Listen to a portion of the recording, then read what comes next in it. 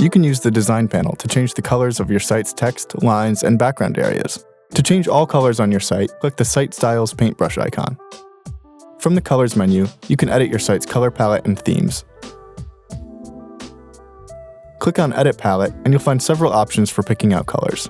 You can select from preset color palettes. You can upload an image to create a palette based on the image's most prominent colors. You can select a primary color to base the palette on.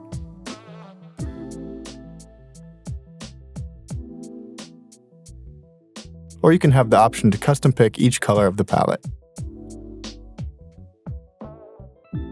The color palette determines the different themes for your page sections.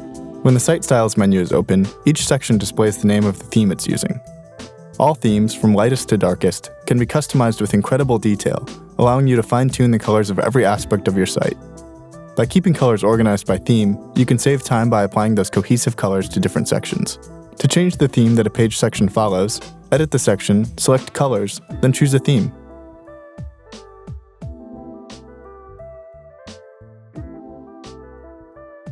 Let us know if you have any more questions. We're always here to help.